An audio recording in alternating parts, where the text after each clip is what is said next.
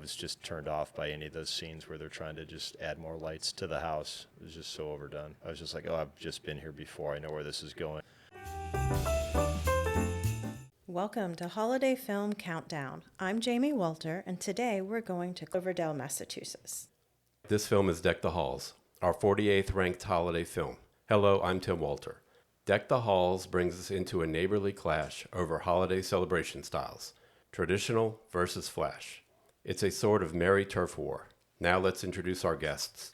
Our first guest is Dan Naden. Hi, Dan. Please tell us what you're drinking and give us a little thought on Deck the Halls.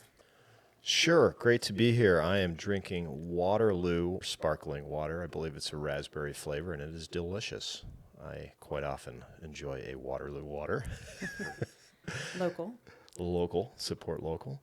So the movie, Deck the Halls. I've seen some holiday movies. Couldn't say I've seen a ton, but this was fairly average. I wasn't compelled or really drawn in much by it. It had a couple hilarious scenes, I would say. Not rip-roaring laughter, but some humorous scenes. But Matthew Broderick and Kristen Davis, some of the main characters, were a little flat at times. Didn't really feel they were totally into their characters. So that's my initial read on the film. Well, average is very kind. And our other guest is Luke Wolter. Hey, Luke, what are you drinking, and what's your initial thought on this film? Hi, I'm drinking some sort of tropical cocktail mix, and I'm not sure how local it is. I don't think it's that local.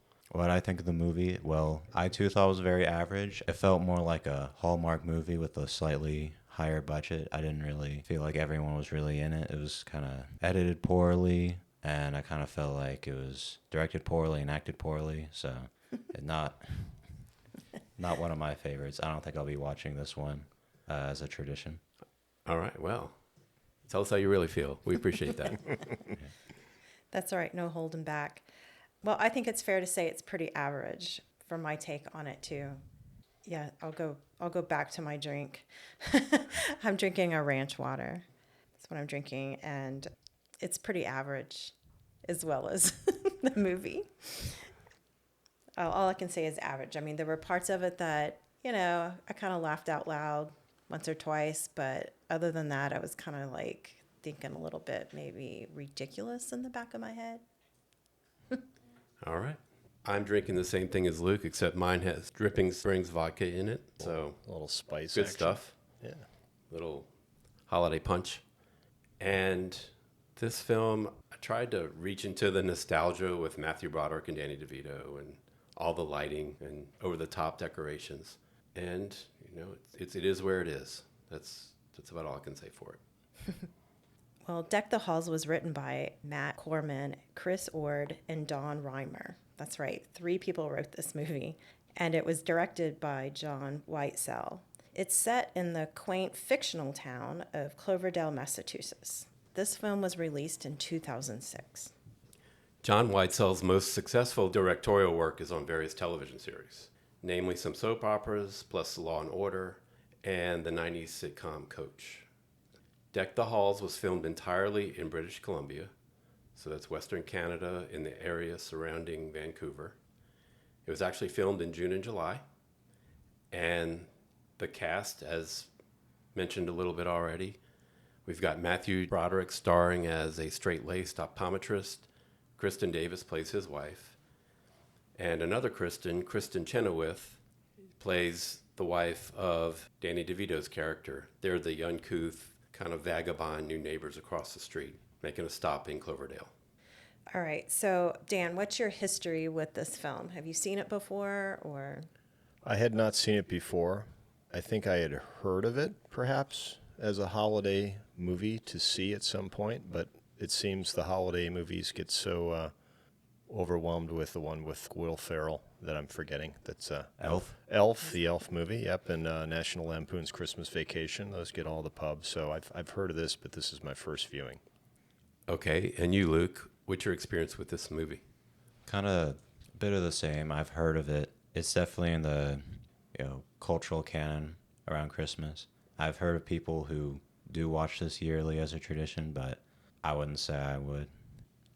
And for me, I've seen it once before, I think just because it came on. It wasn't like I purposely set out to watch it.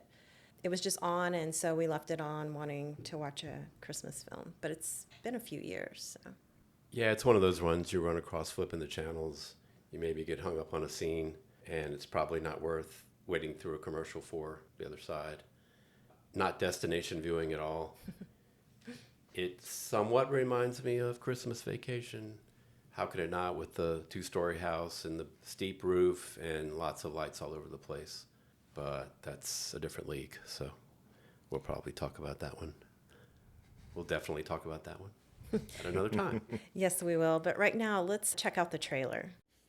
Stephen Finch was Mr. Christmas until the competition moved in. You gotta be kidding me. Now when two dads You're gonna cut his power. forget the true meaning of Christmas, They're acting like a bunch of 12-year-olds. it's up to their families You said this year our kids needed Christmas more than ever. What they need more than ever is you. to show them the light. Bring out the Christmas spirit in everybody. Deck the halls. This is the best Christmas ever. Oh, that could have ended badly. Rated PG, November 22nd, only in theaters. All right. Well, Dan, what did you think of the trailer? Fairly predictable. I mean, after just seeing the movie, I think it was the same jokes, very rushed. I don't know if I would see that and feel compelled to go see the movie, honestly. It just seemed very cliche and following some of the National Lampoon's Christmas Vacation things, which were great in their first iteration. And now we're just trying to rehash that classic. How about you, Luke? Yeah, pretty similar. It definitely felt like a trailer of its time, around 2006, right? Yeah, it's definitely a 2006 kind of trailer. And Meaning what? the voiceover and the editing got all the stars named, the 2 stars named. Yeah, it's just like, just shows you the whole movie, you know? I agree. I felt like I just watched the whole movie all over again. And those few times that I laughed, it was definitely in the trailer. I feel like by watching that trailer, I don't feel like I would need to see the movie or really even want to. So it's a 1 hour and 30-minute movie, so you could save yourself 1 hour and 27 minutes. Just doing a little Absolutely. math. Right. Absolutely. All right, inside the numbers on this movie. Deck the Halls grossed $35 million in the U.S. and $12 million internationally for a worldwide box office total of around $47 million. It cost $51 million to make, so it's definitely not low budget at all, but it is an overall bust when you consider those ticket sales. Deck the Halls has an average Letterboxd review score of 2.3 out of 5. Of all the 50 films in this countdown, that's the lowest. And we'll all be giving our personal ratings later. Yeah, I can see why it didn't quite make it up to be profitable, even though people around Christmas time sometimes want to dive into the new Christmas movie or show that's out. But I could see how once someone sees it, they start talking about it, they're probably not necessarily saying, oh, you got to go see this movie. I don't think that's what people were saying about it. Anyone else have any comments on the cost of making that film? Where do you think the money went? Oh, definitely to the actors, Matthew Broderick and Danny DeVito. So Okay. just getting that star power in there. Maybe the pyrotechnics. Oh, and that too. Set Yeah, design. and there were a few scenes where they had quite a few extras. I don't know how much those folks are making, but I'm sure you have to coordinate the 50, 60. It seemed like 100 people who were there for some of the bigger scenes. But yeah, I mean, I guess with Broderick and Danny DeVito, star power. But, you know, these days you're not going to run out and just see a movie because they're on there. You're going to wait and see what the reviews are. And I'm sure this one right from the get-go got some dinger reviews, and that probably turned a lot of people away. Yeah.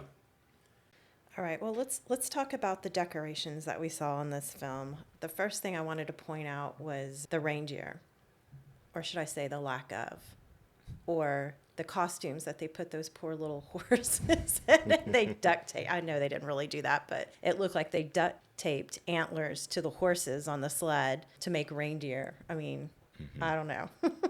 Did anyone pick up anything else on any of the Christmas decorations?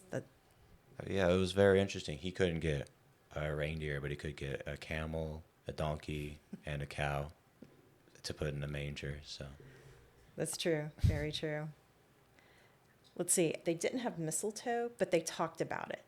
Remember, he was talking about how to decorate with it in the town square. And he was told very sparingly, don't put too much on that. Definitely. Yeah. Mistletoe skills were discussed. We just didn't see. We the didn't actual- see the actual mistletoe either. What did y'all think about the carolers? I thought it was very interesting because like I don't see carolers that often during Christmas. I don't know if that was the case in 2006. I was a little too young to know about that.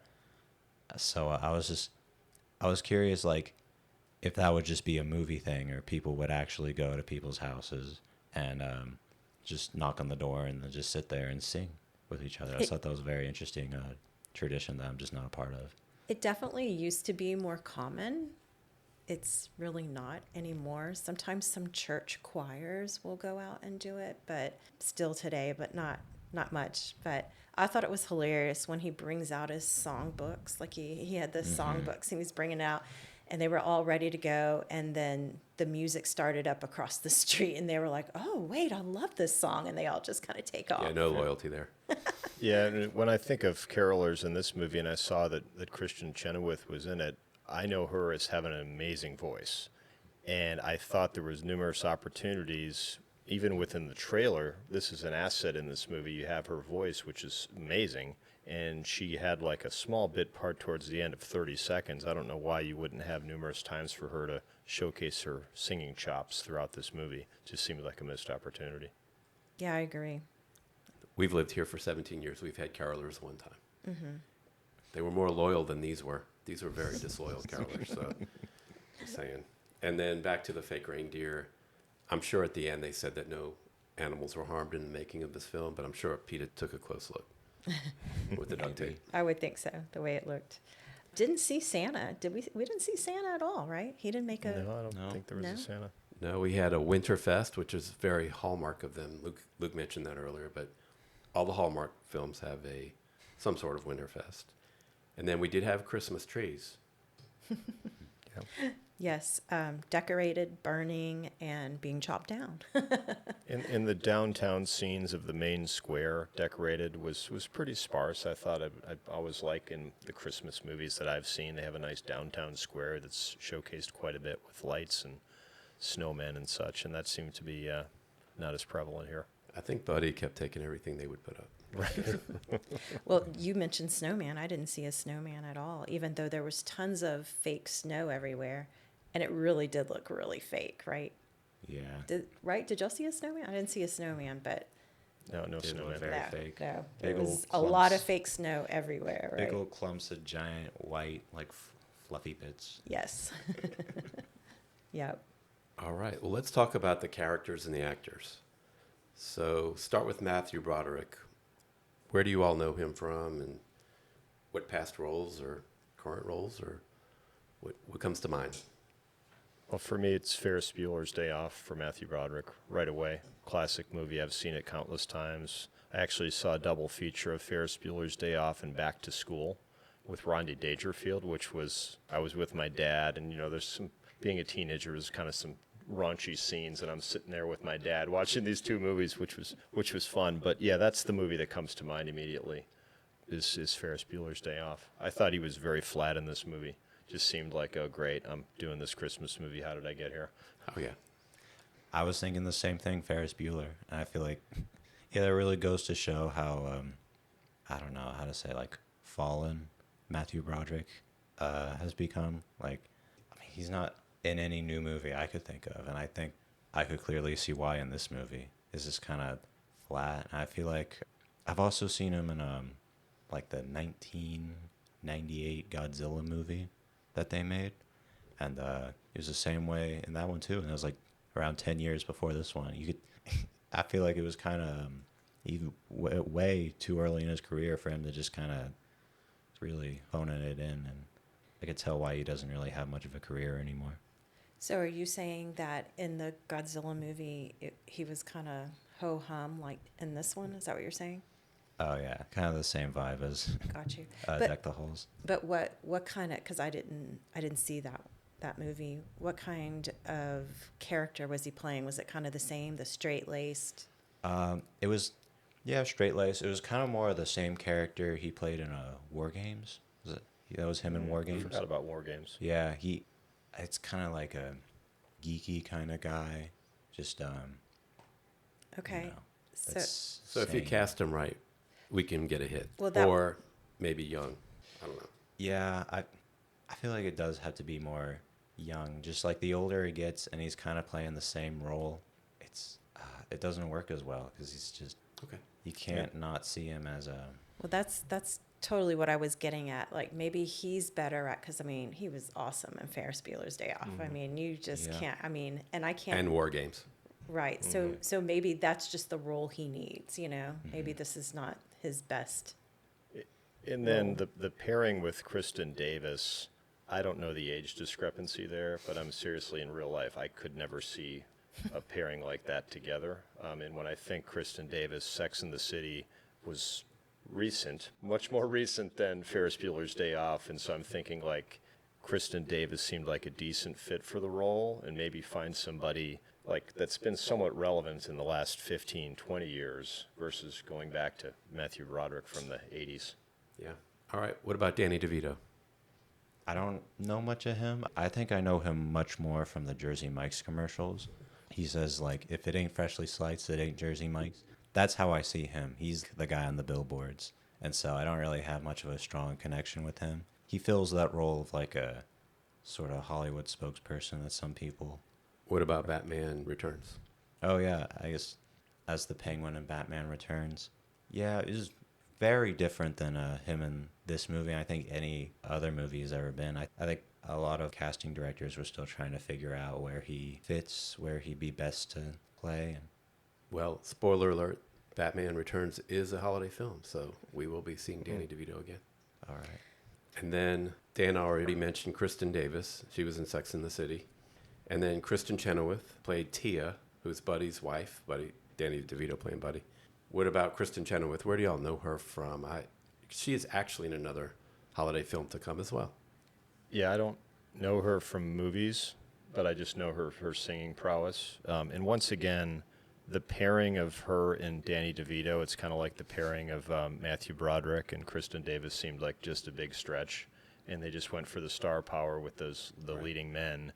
And then like, oh, we can add these two ladies to the mix, and it just seemed very awkward pairing, and I don't think there was really much chemistry. All right. Well, usually these films have a minor character who shines. Did we see any here? A minor role that stuck out? I just say that kid was kind of funny. Matthew Broderick's character's kid. That's kind of funny. I said Matthew Broderick. Just really was all about star power. I wasn't even thinking of his character's name, Steve which Finch. is Steve Finch. Yeah. So, yeah, Steve Finch's kid. I guess he was pretty all right. Good for a child actor. He was a bit of a nihilist, right? Yeah, I thought that was very interesting because I've never really seen that trope in a movie of a very like a 40-year-old mind in a 10-year-old body is kind of interesting. All right. Anyone overacting in this film? Not particularly. I don't know. Was the German couple really German? No, that was Fred Armisen from Saturday Night Live. Okay, then yeah, maybe a bit of them very Yeah. strong accents. And the two eye candy daughters were just like, oh, just seriously. I mean, like, and then I know that was really attractive for the son to say, oh my gosh, the twins are here, but just seriously, it was just not good to have them into the mix. Didn't really add much for me. Yeah. Let's move on with the scenes then.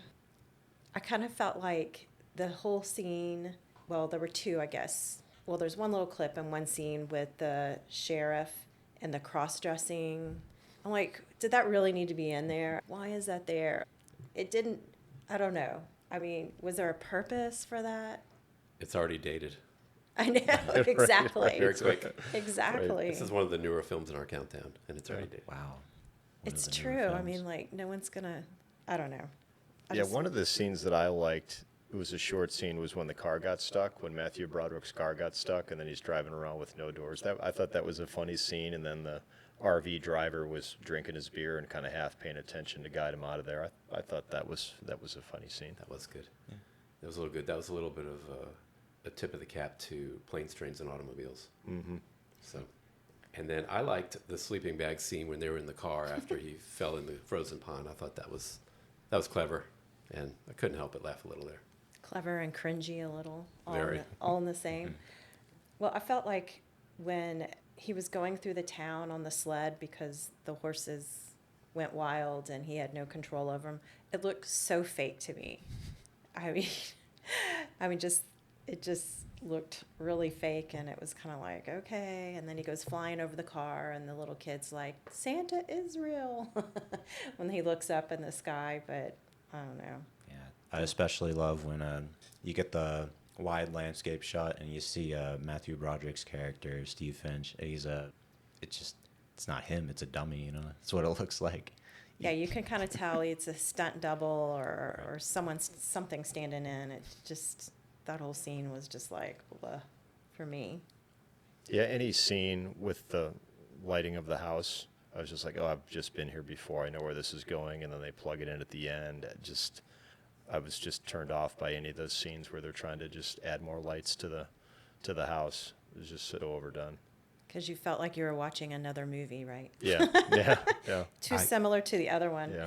I gave a little credit on Steve Finch using a snowball to take out the power. Anytime your evidence melts, that's generally a win, and I wouldn't think Buddy would have been slick enough to pick up on that. So I'll give him a little win for that. I did think it was funny, though, how he needed more power to power his lights, and so he's going to run an extension cord across the street to his neighbor, plug into his neighbor's power, cover it up with snow. I know that's always an issue at Christmas time around our house. When we put up Christmas lights, it's like extension cords everywhere, and don't trip the breaker. And this is 2006, so LEDs were just starting to emerge, and that changed that. There you whole go. game. Exactly. I don't know if y'all felt there was a little bit of a missed opportunity with the race. They were really building up this race, and I was just thinking, oh, this is going to be kind of fun to see Danny DeVito race and speed skating. And it was a very short scene, and it was like, geez, that was it? We're building up to this race, and this is going to settle the score. And it just, the costumes were funny. I mean, the costume that Matthew Broderick had on was funny, like a speed skating outfit, but I thought the whole scene was a little dull. Yeah, the way they do set it up before, and it kind of feels like they're foreshadowing to something. It made it seem like that would be like the final climax of the movie, but it was just barely in there. There was a lot on the line. High stakes for a little race. Yeah, and then he mentions, okay, now I'll send the bill right to you for that new car. I was like, oh, there. It just reminded me again, because it just feels like that should be the main plot, but it's just a really small bit of a really large movie. Well, one thing I did think was kind of funny was when they realized that they got the tree.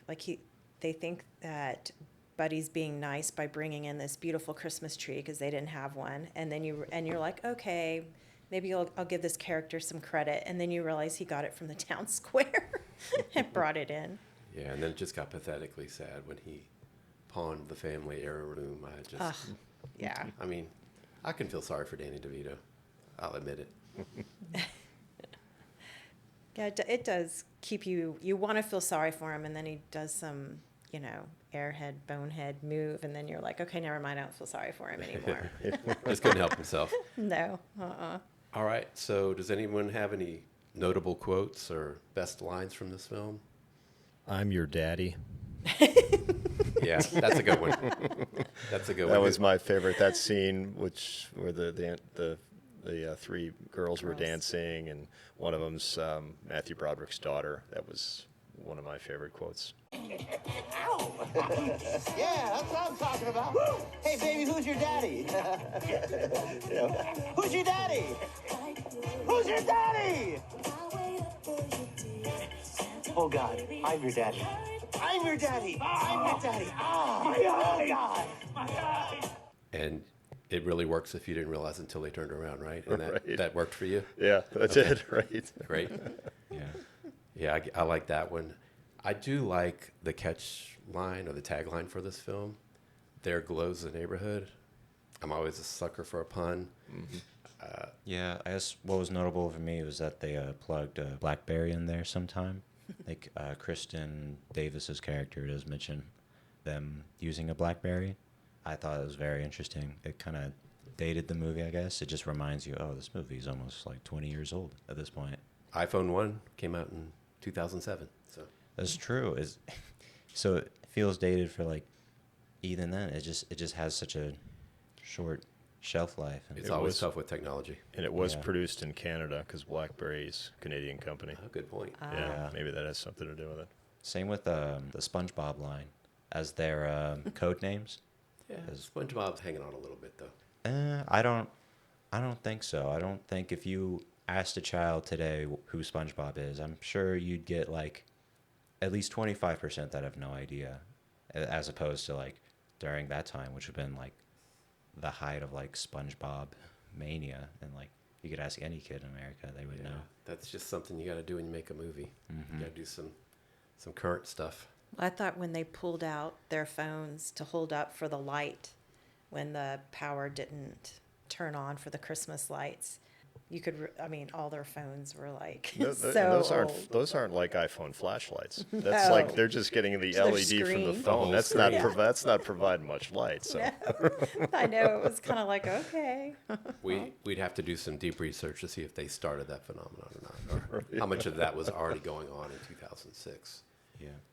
Yeah, it'd be interesting to know. So I feel like the moral of the story is sometimes we get so caught up into making something great and wonderful that we forget to look at the small things is what really makes Christmas time special for most people. And it can make us crazy and do things that are maybe not in the best of taste or interest of other people, but we get all caught up in the hustle and bustle of it. So sometimes it's just sitting down with your family, watching a good Christmas movie. Yeah. What do you think? I think we've got the cliche here of the parents obsessed with the perfect holiday, often compensating for their own childhood disappointments.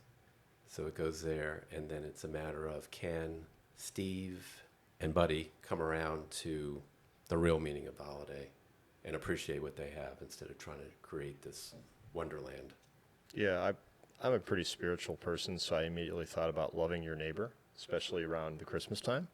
And I was wondering how they're going to get back to that, like the way this movie was evolving. I'm like, how are they going to get back to loving your neighbor and ending this on a happy tone? And they did. Eventually, they made up. And the scene where they were kind of just there homeless on their own, and then they made the little path, Christmas light path. But that, for me, I guess, men tend to get a little competitive about things and get petty on things. So I think they put that aside and brought the families back together.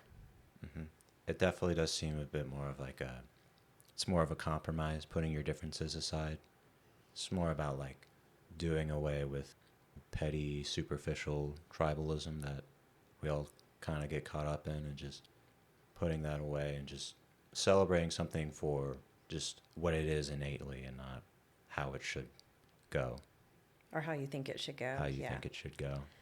I agree. And two, I kind of felt like, it seemed like they were both characters were struggling a little bit inside themselves. Like Matthew Broderick, it was like, well, my dad never made it special for me when he was little. So then he wanted to make sure that his kids got the special Christmas.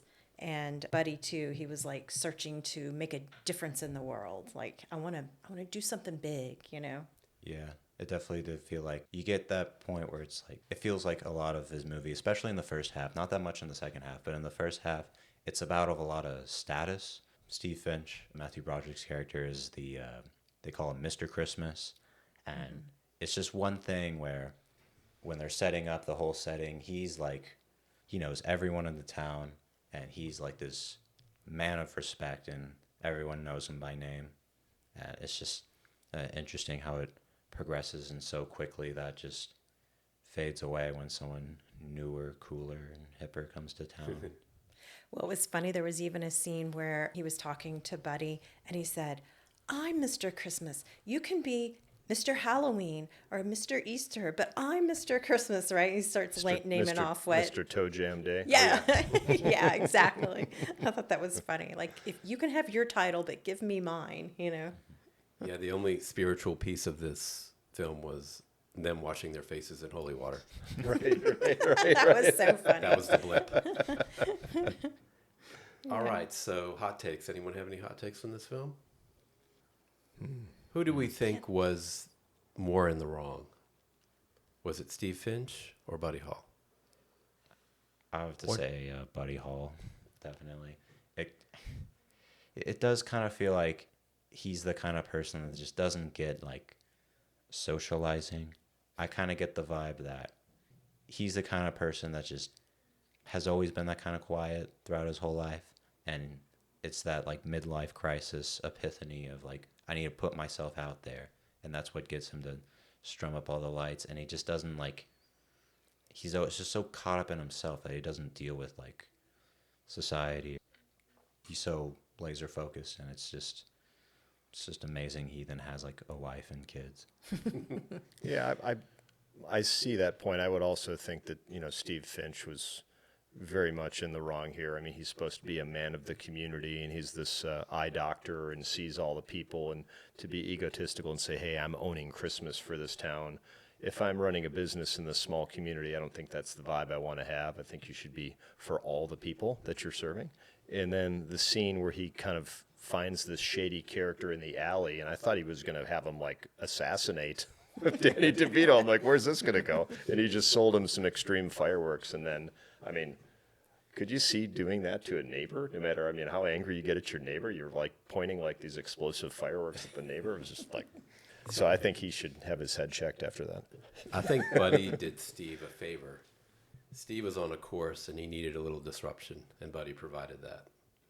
We're getting deep into this. Yeah, I think that was well said. 2.3 movie. I think that was well said. I agree with it. But that's where we're headed. By the way, that atomic warlord firework has the slowest burning fuse ever. Right. It's an 18-second fuse on a firework. Interesting. Any other hot takes? What about the Generac? I know all my friends in Houston are starting to get Generacs. My mother-in-law needs a generator because her power keeps going out, so that needs to happen. That was a good plug for them. I don't know if they contributed to the. I don't know if that was product placement paid or just happened. But. Well, the parent guide, it's PG, and I think it's pretty reasonable at PG. I mean, there wasn't really any foul language. I don't remember any cursing. Couple innuendos with the twin sisters. Innuendos, that was about it. but Yeah. if you're watching with young kids, they might not even pick up on Yeah. it, if they're younger. So I think I would be okay watching it with little kids, because there was nothing too much in your face. I guess there was some cleavage going on, but nothing. I think it's pretty good. Well, there was that nude portrait, but But you can really see anything. It's the PG kind of nude portrait. Yeah, you're just seeing cleavage, nothing real. So I think it was just. And I just wish we there was more to Kristen Chenoweth than that. There was just not more. She's so much more to offer to this movie than that. But Right. it was just a flaw from the start. All right, let's cover the soundtrack. So they did spend some money here. There are about 20 songs on the soundtrack. The ones I noted, Rockin' Around the Christmas Tree by Brenda Lee. That's an ode to Home Alone. Brenda Lee owes a lot to Macaulay Culkin because ever since that film, that song has made the rounds on the holiday radio circuit. Grandma Got Run Over by a Reindeer was pretty prominent. Deck the Halls is listed in the credits. It should be. That's the title. I didn't really hear it in the film. I was sort of listening. Did not hear it. Did anyone hear that one? No. Not that I can recall. No. And then we had Yeah. Oh Holy Night, led by Kristen Chenoweth near the end. For 20 seconds. Just not enough for Dan. Not enough. No, she does have a great voice. I mean, it was for the 20 seconds that we heard, it was really Right. good. And then it closed out with Joy to the World by Aretha Franklin. So that was nice. Yeah. Very recognizable. Yeah. Yeah. All right. Well, with that being said, what would you rate this, Dan, from 1 to 5? What 5 being the best? What do you think? I'm going to give it a 2, and I feel like I'm being a little bit generous on that. I actually thought about going a little bit lower than that, but I think I'm going to stick with a 2. All right. I think I'll go a bit lower. I'll say 1 and 1.7. That's my final score for this movie. I was going to give it the benefit of the doubt, but I mean, just thinking about it a bit more, this movie's so cynical. It doesn't feel like there's much passion behind it, so I feel confident in giving it a 1.7. Wow. Yeah, and I forgot to add my why for the 2.0. I guess the only reason it couldn't go lower is I guess it's only an hour and a half, and I guess if people are busy over the holiday season, it's real easy to just punch the clock and watch this. No, I don't know if you're going to create any lasting memories and want to watch it the Christmas following, but just the storytelling and the acting was pretty basic. Some efficiency there. Yeah. I agree with that. I think I would give it a 2 because, well, they tried to come up. Well, I don't even know how much they tried to come up with a different Christmas story. There were a lot of things that felt very familiar from other movies. But again, during the Christmas time, you're busy. You just want to turn something on quick to put you in the holiday spirit. It kind of does that. I wouldn't want to watch it again. So I'll give it a 2. Okay. And I'll go with 2.2. The public was generous with their 2.3. Again, it's just, if it's on, you might watch a little bit and have a laugh and then move on. I think we all kind of agreed that we wouldn't recommend it to anyone, that we're not recommending it. So Dan, what is your favorite holiday film? I would say it's Elf. Elf. We do watch that every year. I'm a big Will Ferrell fan, and I know most of the movie. I can probably quote some lines, but it's a classic. I love that movie. Watch it every year. It's a good one. All right. That's great. We'll see that one, obviously. Luke, what's your favorite holiday film? I don't know if the Charlie Brown Christmas movie counts. Of course. I don't know if that's more of a special or something, but that is definitely one that I watch during the holidays. I just like it a lot. Reminds you of childhood? Funnily enough, no, not really. I don't remember watching it that much when I was younger. I feel like I found it like when I was older. I was like, it's like simple enough. It just perfectly encapsulates the holidays, and it's way more clever than you'd think it would be. And it's got so many funny bits, and it's just the animation. It's very charming, and the soundtrack. The music is very pleasant. Very good. Luke, is there anything you want to promote? I'll promote a fundraising organization that is meant to help educate people on how to swim. It's called Collins Hope, and I believe it was founded by a woman whose son sadly drowned. And it's kind of a way of letting people become more aware about what a danger drowning is to young children, and how it's just a vital skill that needs to be learned to prevent tragic deaths in the future. Is there a particular reason that cause pulls at you? Well, I am a lifeguard with the city of Austin, so that really will help me pulls me into that, because I'm in that kind of world, and I do see kids a lot who just look like tough swimmers, like they just don't know what they're doing, and I just would, and it's something that just seems so like vital as a skill. You just need to really learn it, and I think it would really help the community a lot. Great. If that got more recognition. Very Thank you. good. All right. Well, thank you for joining this discussion of our 48th ranked film, Deck the Halls. Please like, follow, and comment. Yes, please share and spread the word about Holiday Film Countdown. Thank you, Dan and Luke, for joining us today. Thanks to all of our listeners. Next week, we're moving on to our 47th ranked holiday film, which will take us back to Chicago. See you then.